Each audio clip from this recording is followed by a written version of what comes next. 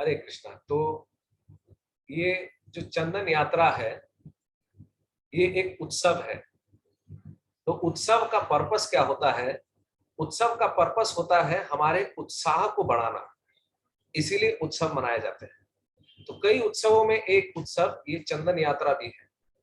ये जो चंदन यात्रा है ये अक्षय तृतीया के दिन से शुरू होती है और उस दिन से 21 दिनों तक चलती है, 21 डेज। ठीक है। तो ये इसके पीछे एक बहुत सुंदर लीला है जो कि हम लगभग हर साल श्रवण करते हैं इस समय जब चंदन यात्रा होती है। परंतु भगवान की लीला ऐसी है, वो कभी पुरानी होती ही नहीं।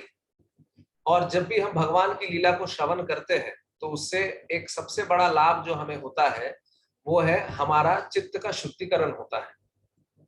हम जितने भी भौतिक चीजों को सुनते हैं उससे हमारा चित्त का शुद्धिकरण नहीं होता है, भले और मल जरूर भर जाता हो, परंतु भगवान की लीलाएं जो है उनको जब हम श्रवण करते हैं, चाहे वो हम 1000 बार ही क्यों ना सुने, उससे हमारा चित्त का शुद्धिकरण होता है। इसलिए हमें ऐसा नहीं सोचना चाहिए कि अरे फिर से रिपीट टेलीकास्ट हो गया, बट कि हमें ये सोचना चाहिए कि हमें एक अपॉर्चुनिटी मिल रहा है कि कैसे हम अपने आप को शुद्ध करें।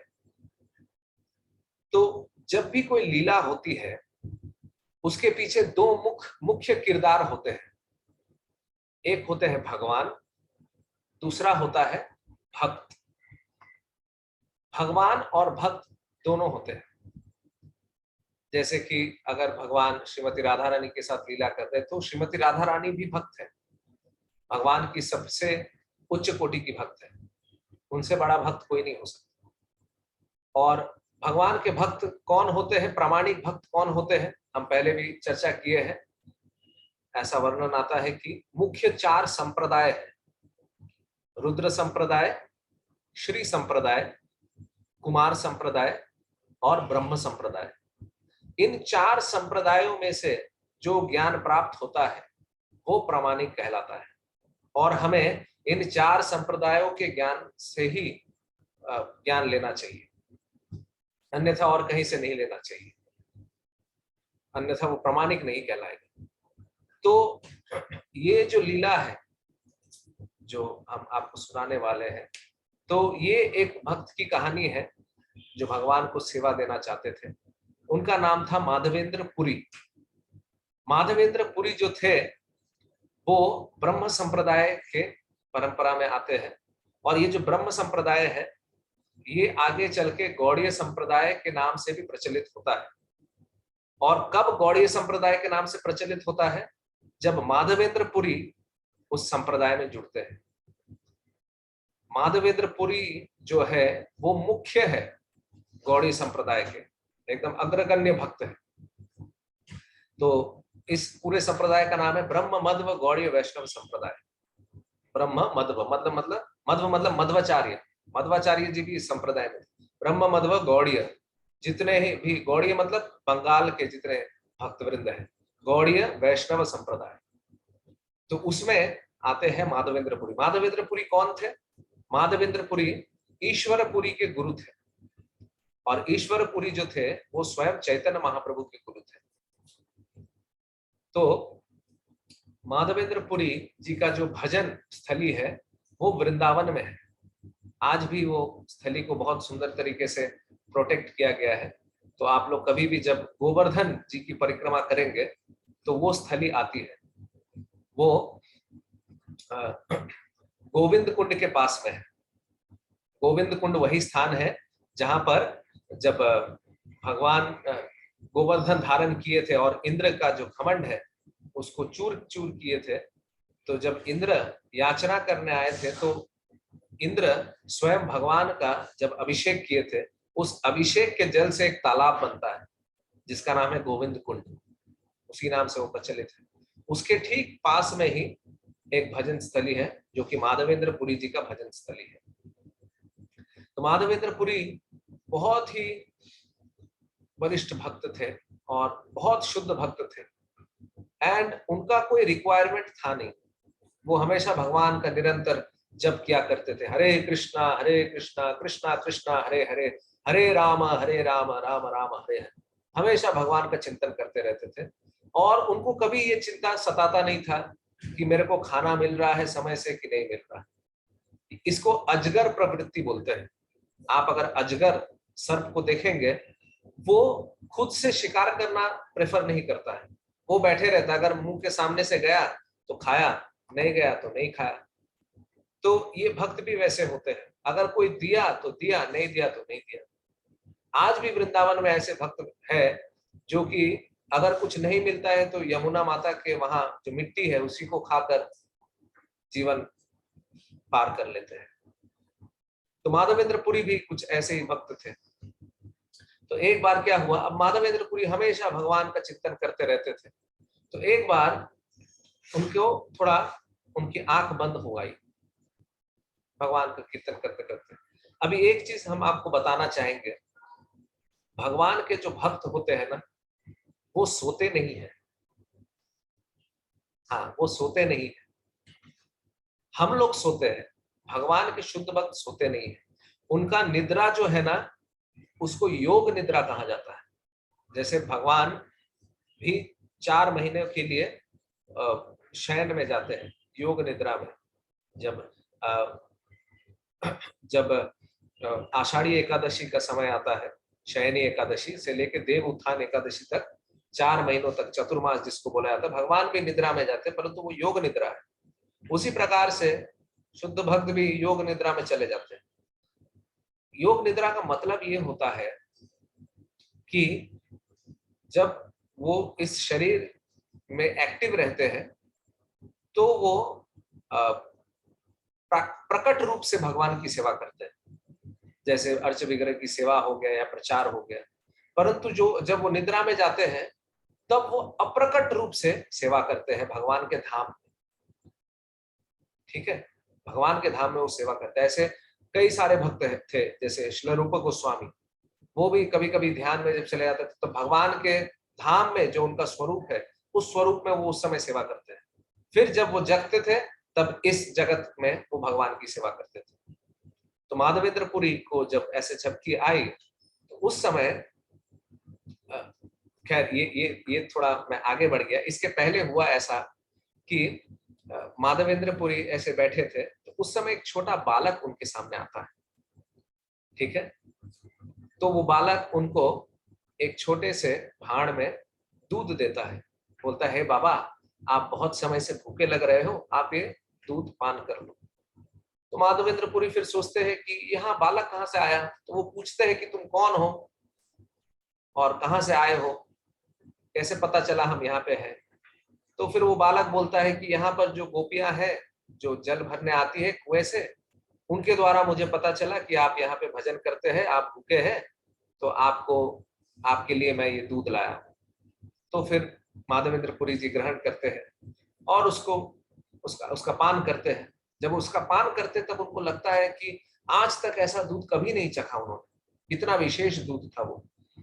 और उसके बाद पान करने के बाद फिर वो सोचते रहते कि कौन था जो इतना इतना अलग स्वाद का दूध मुझे देकर गया और उसको पता कैसे चला कि मैं यहाँ पे। तो ये सोचते सोचते उनको फिर वो भगवान का नाम जपते जपते फिर उनको एक झपकी आती है। तो उस समय भगवान स्वप्न में उनके सामने आते हैं और फिर भगवान बोलते हैं कि मैं गोपाल हूं और मेरा जो विग्रह है पास के एक कुंज में छिपा दिया गया है। ऐसा हुआ था कि पहले वो विग्रह बाहर ही था, परंतु मोहम्मडन्स के प्रकोप के कारण जितने पुजारी थे वो छिपा दिए थे उस विग्रह को उस कुंज में। और वो कुंज जो था वो पूरा अब भर गया है, मतलब अलग अलग प्रकार के वृक्षों से पौधों से तो ढक चुका है उनका विग्रह। तो इसीलिए भगवान उनको बोले कि आप कृपया करके मुझे वहां से बाहर निकालो और मुझे स्थापित करो। तो माधवेंद्रपुरी फिर समझ गए। और देखिए हमारा सपना जैसा उनका सपना नहीं है। उनका सपना मतलब रियल है, वो भगवान उनको इंस्ट्रक्शन दे रहे हैं। ऐसा नहीं कि मनगढ़ंत रूप से वो ऐसा विचार किए कि कुंज में भगवान बोले हैं ऐसा। और तो वो वास्तव में भगवान ने उनको आदेश दिया। तो वो जाते हैं, कई सारे वहां के लोकल जो है ब्रजवासी उनको बताते हैं कि ऐसा ऐसा स्वप्न में आया मुझे, तो पास में जो कुंज है वहां पे भगवान का विग्रह है, भगवान ने मुझे आदेश दिया वहां पर है, उसके निकालना है। तो सभी उनका साथ देते क्योंकि वो बहुत ही शुद्ध भक्त थे। तो सब जानते थे कि ये ढोंगी नहीं है, ये बहाना नहीं कर रहा है। तो सब कोई मिलकर वहां जाते हैं और देखते हैं कि वास्तव में एक विग्रह वहां पे रखा हुआ है। तो फिर उसको पुनः वहां से निकालते हैं और फिर गोवर्धन के तलहटी पर, मतलब चोटी पर रखते हैं ऐसा, और फिर उसकी उसकी पूजा अर्चना करते हैं बहुत धूमधाम से। और उस समय भगवान, क्योंकि गोवर्धन वो गिरधारी गोपाल थे, तो भगवान क्योंकि गिरधारी गोपाल है, तो गिरिराज भी भगवान का एक स्वरूप है। और वो क्या स्वरूप है? पहाड़ का स्वरूप है। तो पहाड़ खाएगा क्या? पहाड़ को पहाड़ जैसा ही कुछ मिलना चाहिए, हमारे जैसा थोड़ी खाएगा प्लेट में। तो इसीलिए गिरिराज गोपाल को पहाड़ जैसा अन्न भोग लगाया गया, मतलब बड़े बड़े पहाड़ के शेप में उतना अधिक अधिक अन्न उनको दिया गया। तो बहुत धूमधाम से इस फेस्टिवल को मनाया गया, इस उत्सव को मनाया गया, जिसको अन्नकूट नाम से वो बाद में प्रचलित हुआ। तो इसके बाद सभी बहुत प्रसन्न थे कि भगवान प्रकट हुए हैं ऐसा। तो उसके बाद फिर ये जो विग्रह है ये अभी वहां पर नहीं है वृंदावन में, ये बाद में नाथ द्वार चले गए हैं। यही विग्रह है जो आज आप लोग श्रीनाथ जी के नाम से जानते हैं। आप कभी भी कोई श्रीनाथ जी को कितने लोगों ने देखा है? श्रीनाथ जी देखा है किसी ने? अगर नहीं देखा है तो आप किसी भी ज्वेलरी शॉप में जाइए, चाहे वो छगनलाल हो, कुलदीप सन हो, सेनको हो, या जो भी हो, आप वहां पर जाएंगे श्रीनाथ जी का आपको विग्रह दिखेगा ही दिखेगा। और श्रीनाथ जी कैसे खड़े? इस प्रकार से श्रीनाथ जी खड़े, आपको शायद याद आया होगा, इस प्रकार से श्रीनाथ जी खड़े रहते हैं। तो श्रीनाथ जी का अगर किसी ने नहीं देखा तो आप कोई भी ज्वेलरी शॉप में जाइए, या अगर अंदर नहीं घुसना है बाहर से ही जाइए, तो एक बड़ा सा आपको वॉल में टंगा हुआ दिखेगा भगवान का जो चित्रपट है। तो वो फिर नाथ द्वार में चले जाते हैं ऐसा। तो उसके बाद कुछ समय के बाद पुनः माधवेंद्र पुरी को स्वप्न आता है। अब इस बार, अब देखिए, 2 बार स्वप्न आया, ठीक है। पहला बार क्या था? भगवान ने बताया कि मैं कुंज में छिपा हुआ हूं, मुझे निकालो और मुझे स्थापित करो। दूसरा बार स्वप्न आया, भगवान ने बताया कि मुझे बहुत गर्मी लग रही है, मैं इतने समय से नीचे था, मेरा जो शरीर का ताप है ये कम नहीं हुआ है, इसीलिए मुझे मेरे शरीर में चंदन का लेप लगाओ, ऐसा भगवान फिर आदेश देते हैं। तो जैसे भगवान ने आदेश दिया, उसी समय माधवेंद्र पुरी ने ठान लिया कि अब भगवान के लिए चंदन की व्यवस्था करनी ही पड़ेगी, क्योंकि भगवान को तकलीफ हो रही है। तो ये भक्त का भाव है। माधवेंद्र पुरी उस समय बहुत उम्र हो गया था उनका, परंतु वो अपना कष्ट से भी ज्यादा इंपॉर्टेंस भगवान की सेवा को दे रहे थे। ये शुद्ध भक्तों का लक्षण होता है। वो अपने शरीर के कमियों को या कमजोरियों को ध्यान नहीं देते, वो सोचते कि कैसे भगवान का सेवा हम अच्छी तरीके से कर पाए। और वो ये सोच रहे थे कि अगर भगवान ने मुझे आदेश दिया है, दैट मीन्स भगवान चाहते हैं कि वो मैं करूं, और अगर भगवान चाहते हैं कि वो मैं करूं, तो अगर भगवान का आदेश है तो ये होकर ही रहेगा। ये कोई सामान्य व्यक्ति ने तो आदेश नहीं दिया, ये भगवान ने दिया। तो भगवान अगर दिए हैं तो भगवान मुझसे ये करवा के भी रहेंगे अगर मैं प्रयास करूं तो। इसीलिए उन्होंने एक बार भी ये दूसरा चिंता नहीं रखा कि क्या पता मैं कर पाऊंगा कि नहीं कर पाऊंगा, समय मिलेगा कि नहीं मिलेगा, ऐसा कुछ नहीं सोचा। हमें कभी सेवा मिलता है तो हम लोग कितना सारा बहाना ढूंढते हैं, अरे एनवायरमेंट जो है वो फेवरेबल नहीं है, लोग सपोर्ट नहीं कर रहे हैं, या घर में इतना काम है, या बाहर में इतना काम है, शरीर साथ नहीं दे रहा है। परंतु माधवेंद्र पुरी एक बार भी ऐसा विचार नहीं किया। तो वो हमें शिक्षा दे रहे हैं कि किस प्रकार से हमें भी भगवान की सेवा करनी चाहिए। हमें अपना रिजर्वेशन नहीं देखना है, हमें भगवान का रिजर्वेशन पहले देखना है। तो फिर वो निकल पड़ते हैं। कहाँ निकल पड़ते हैं? मलय पर्वत की तरफ। मलय पर्वत जो है वो अभी उड़ीसा नाम से प्रचलित है, ठीक है। तो वृंदावन से वो पदयात्रा करते हुए कहाँ पहुंचते हैं? मलय पर्वत की तरफ वो प्रस्थान करने लगे। अब मलय पर्वत हम ऐसे ऐसे सोच रहे थे कि कितना दूर होगा लगभग, तो हमने ऐसे गूगल मैप में देखा तो वो लगभग 10.5 दिन लगेगा अगर कोई व्यक्ति पैदल चलेगा, मतलब नॉन स्टॉप। तो आना जाना मिला के लगभग 21 दिन लगेगा। वही मैं ऐसे सोच रहा था कि मे भी शायद इसीलिए 21 दिन का कॉन्सेप्ट होगा, but I am not sure, नहीं भी हो सकता है, बट 21 दिनों तक ये चलता है। तो जब माधवेंद्र पुरी जा रहे थे उड़ीसा की तरफ, यूपी से, वृंदावन की तरफ से, ऐसा, खैर हमें वैसा नहीं सोचना चाहिए कि वृंदावन यूपी में पड़ता है या किसी भौगोलिक क्षेत्र में पड़ता है, ये धाम अपराध है। भगवान का धाम जो है वो इस जगत का है ही नहीं, इस जगत के परे है। तो जब वो जा रहे थे तो उस समय एक स्थान आता है, उस स्थान का नाम है रेमुणा। आप लोग सुने हैं रेमुणा का नाम? बालेश्वर के पास है, बालेश्वर नाम का एक स्थान है, वहां पर एक स्थान है उसका नाम है रेमुणा। तो रेमुणा में गोपीनाथ जी का विग्रह है, मंदिर है गोपीनाथ जी का, ठीक है। तो वहां पर जब वो दर्शन किए उनको बहुत अच्छा लगा, और वो जो विग्रह है ना वो बहुत विशेष विग्रह है। वो विग्रह भगवान रामचंद्र खुद उसको कार्व करके बनाए हैं, खुद अपने हाथों से भगवान रामचंद्र ने बनाया उस विग्रह। आज भी है वो विग्रह। तो रेमुणा में वो स्थित है वो मंदिर।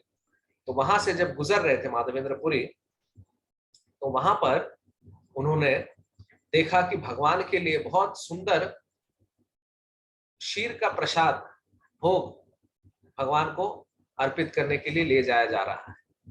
अब देखिए, भोग और प्रसाद में अंतर है, ठीक है। भोग क्या होता है? जिसको भोगा जाता है। प्रसादम होता है कृपा। प्रसादम जरूरी नहीं जो कि मुख से ही जाए, वो आंखों से भी जा सकता है, कानों से भी जा सकता है। जैसे कभी कभी हमें प्रसादम गार्लैंड मिलता है, मतलब भगवान का जो माला है वो भी प्रसाद है। प्रसाद मतलब कृपा भगवान की। कभी कभी भगवान के शरीर में लगाया हुआ तेल हमें प्राप्त होता है, तो उसको हम कैसे इस्तेमाल करेंगे? शरीर में लगा लिए, तो वो भी प्रसाद है। जो मुख से जाता है, खिचड़ी प्रसादम या पुलाव, वो भी प्रसाद है। तो इसी प्रकार से भगवान को क्षीर का भोग जा रहा था। तो हम बोल रहे थे भोग और प्रसाद में क्या अंतर है। भोग जो होता है वो अर्पित नहीं किया हुआ है, और प्रसाद जो भगवान पाकर हमें रिटर्न मिलता है। तो भगवान को चढ़ता है भोग, जो हमें मिलता है वो बनता है प्रसादम, ठीक है। भगवान को जो चढ़ता है वो है भोग। भगवान जब उसको पा लिए, फिर हमें जब मिला वो क्या बना? प्रसादम। और हम जो डायरेक्ट खाते हैं वो क्या हुआ? वो प्रसादम नहीं बनता, वो भोग ही होता है। भोग का मतलब क्या है? उसको भोगना पड़ेगा, मतलब उसके कर्म फलों को भोगना पड़ेगा। इसीलिए अगर हम भगवान को नहीं भोग लगा के खुद भोगी बने तो हम क्या होंगे? अंततः रोगी बन जाएंगे। तो रोगी बनने से बचने के लिए क्या करना पड़ेगा? भोग लगाना पड़ेगा भगवान को, और बदले में जो प्रसादम मिल रहा है उसको पाना पड़ेगा। तो शीर का प्रसादम, शीर का जो भोग है वो भगवान को अर्पित करने के लिए जो पुजारी है वो ले जा रहे थे। अब शीर क्या है? शीर हमने पहले भी बताया था, दो चीजें होती है, खीर, एक होता है शीर। खीर होता है जो चावल से बनता है, खीर जो आप लोग बनाते होंगे, दूध में चावल डाल के जो खीर बनता है वो खीर है। शीर क्या है? शीर होता है कंडेंस्ड मिल्क। जो दूध को हम बहुत ज्यादा उबालेंगे तो जो गाढ़ा पदार्थ मिलेगा, जिससे कभी कभी कलाकंद भी बनता है हमारे यहाँ, तो वो जो गाढ़ा बनता है वो है शीर, ठीक है। तो वो भगवान को अर्पित होता है, गोपीनाथ जी को वहां पर।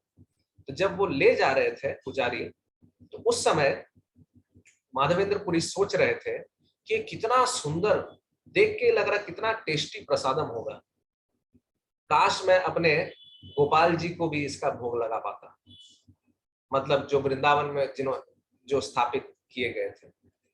तो जैसे उनके मन में ये विचार आया, तभी माधवेंद्रपुरी सोचने लगे कि ये मैंने क्या सोच लिया, ये तो सही चीज नहीं है।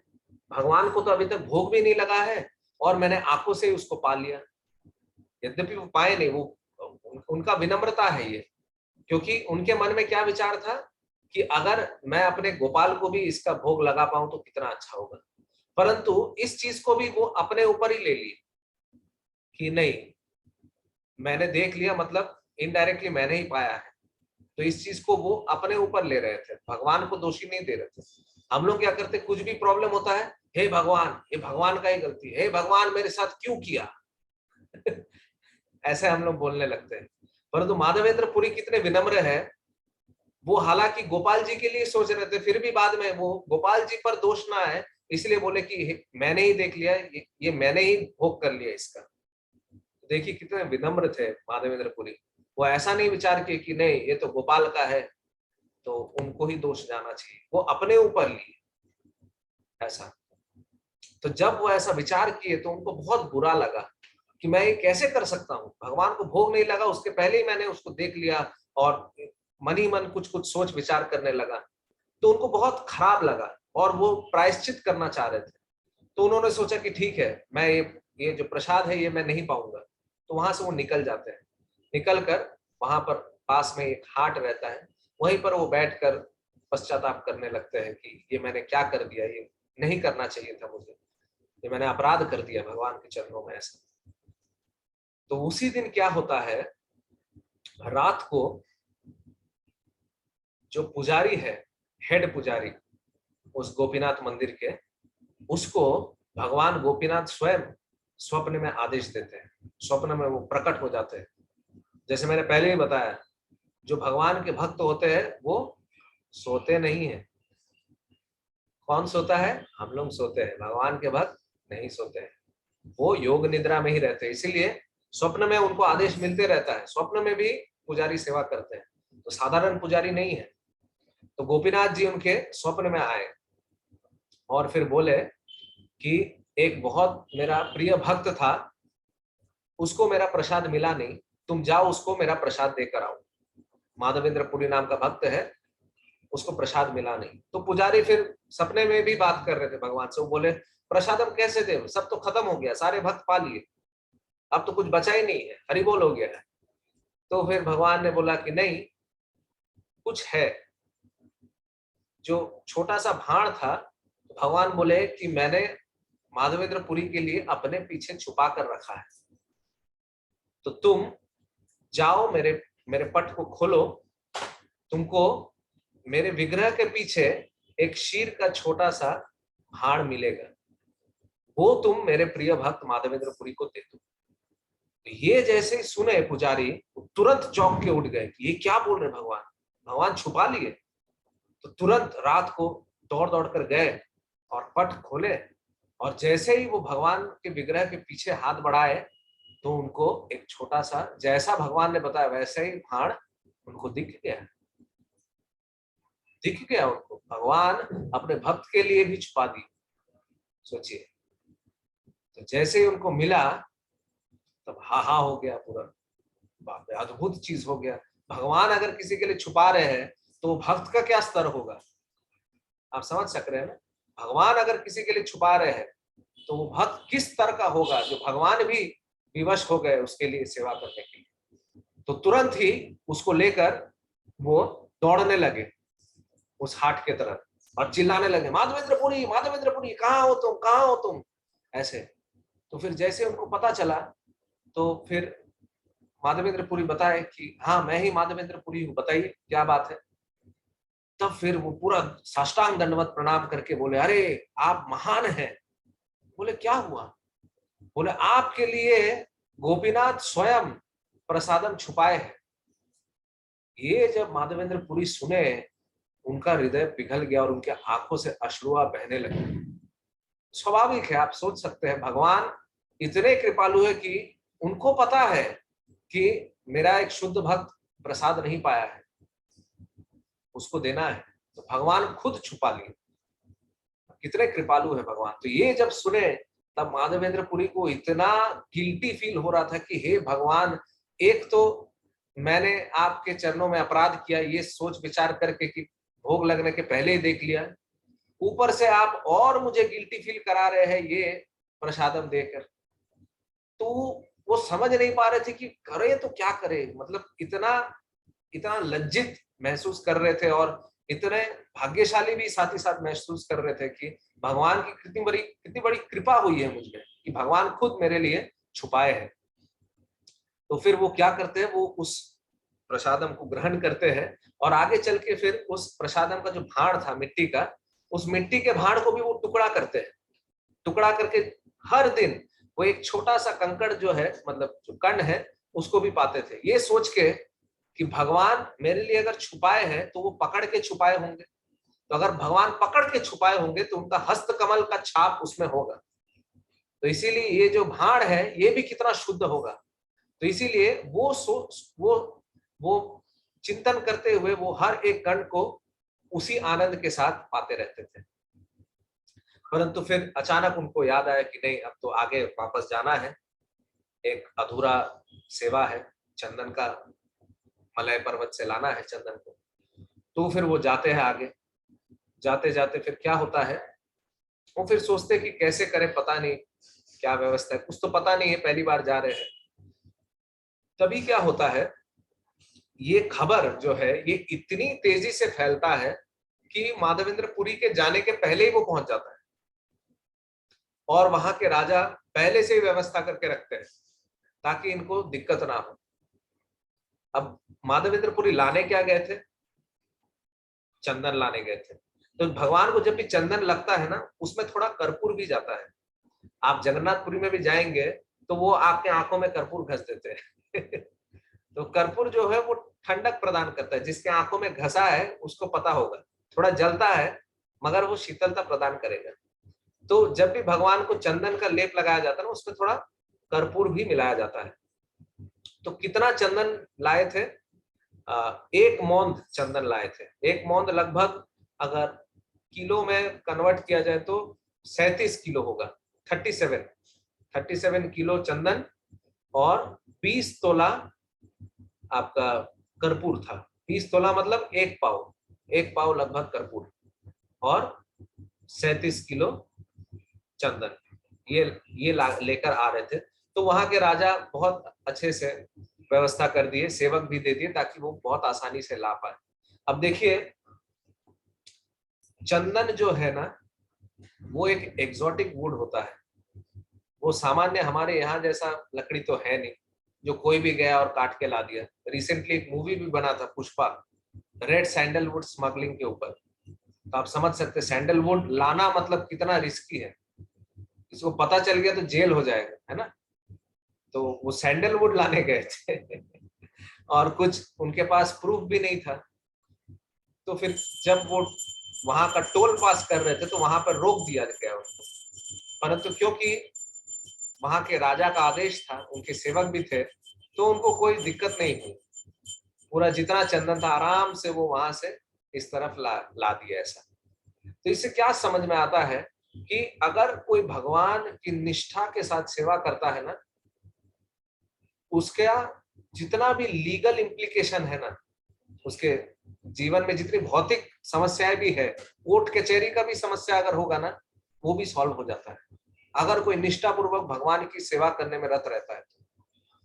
जैसे माधवेंद्र पुरी के साथ हुआ, सैंडलवुड लेके आ गए बिना किसी पेपर या किसी मतलब कोई सोर्स नहीं है, कुछ नहीं है, बस अकेले गए और फिर लेके आ गए। तो फिर जब वो लौट रहे थे माधवेंद्रपुरी, तो वापस जब रेमुना से होते हुए लौट रहे थे तो उस समय वापस उनको स्वप्न आता है। अब याद रखिए, तीसरा स्वप्न है। पहला क्या था, पहला था कि मुझे निकालो कुंज से। दूसरा क्या था, मुझे गर्मी लग रही है, मेरे लिए चंदन लाओ। तीसरा स्वप्न अभी आया। तीसरा स्वप्न में क्या आदेश मिला, भगवान ने उनको आदेश दिया कि हे माधवेंद्रपुरी, तुमको पुनः इतना दूर आने की आवश्यकता नहीं है। रेमुणा में जो गोपीनाथ है, जो कि अभी उनका नामकरण हो गया, उनका नाम क्या पड़ा फिर, शीर चोर गोपीनाथ, क्योंकि वो अपने भक्त के लिए शीर छुपा कर रखे थे, तो चोरी किए थे एक तरीके से। तो इसीलिए गोपीनाथ का नाम फिर क्या बन गया, शीर चोर गोपीनाथ। आज भी वो है। कुछ ही दिन पहले कुछ भक्त गए थे, उनका दर्शन किया उन्होंने। तो शीरचोर गोपीनाथ आज भी रेमुणा में है। हमारे जमशेदपुर से अगर ट्रेन पकड़ेंगे तो अगर पुरुषोत्तम या उत्कल, तो लगभग रात के 2 बजे तक आप बालेश्वर उतरेंगे। वहां से 45 मिनट्स का डिस्टेंस में आप ऑटो करेंगे तो आपको रेमुणा पहुंच जाएंगे आप। ऐसा वहां पे रिसेंट इस्कॉन का भी मंदिर है। तो वो जो स्थान है, तो भगवान ने स्वप्न में आदेश दिया कि एक काम करो, वहां गोपीनाथ को ये चंदन का लेप लगा दो, तो मुझे यहाँ पर, मतलब वृंदावन में जो भगवान प्रकट हुए थे गिरधारी गोपाल, तो भगवान ने बताया मुझे ठंडक मिल जाएगा, क्योंकि वो गोपीनाथ जो है वो मेरे से अभिन्न है। तो फिर भगवान का आदेश मानते हुए उसी फिर शीरचोर गोपीनाथ को फिर चंदन का लेप लगा, चंदन और कम कर्पूर का। और फिर इस प्रकार से भगवान का जो लेपन का ये जो उत्सव है, ये उस समय से लेकर आज तक भी पालन होता है। वृंदावन में भी भक्त लोग इसका पालन करते हैं, और तो और जितने इस्कॉन के भक्तवृंद है वो भी इसका पालन करते हैं। ये जो रेमुणा स्थान है, ये गुप्त वृंदावन के नाम से प्रचलित है, क्योंकि वृंदावन के साथ इनका बहुत ताल्लुकात है ऐसा। और अभी फिर बाद में क्या हुआ, उस गोपीनाथ विग्रह के आजू बाजू में और भी 2 विग्रह लाए गए, जो कि है गोविंद और मदन मोहन। तो बहुत सुंदर तरीके से रखा गया है, तो आप इसको गायन के माध्यम से भी याद कर सकते हैं, श्री गोविंद गोपीनाथ मदन मोहन। तो इसी तरीके से रखा है, गोविंद जी, गोपीनाथ जी और मदन मोहन जी। तो इस प्रकार से है, और हर हर दिन उनका चंदन का लेपन होता है। तो आप सभी से अनुरोध है, क्योंकि अभी चंदन यात्रा चल रही है, तो जब हम लोग भगवान को चंदन लगाते हैं तो हमारे जीवन में जो ताप है ना, जो हम जो ताप महसूस कर रहे थे, त्रिताप है, आदि दैविक, आदि भौतिक और आध्यात्मिक, ये सारे ताप हमारे कम हो जाएंगे। तो इस भाव से हमें भगवान को चंदन लगाना चाहिए। ऐसा नहीं सोचना चाहिए कि हमारे घर में विग्रह नहीं है तो हम नहीं ये सेवा कर सकेंगे।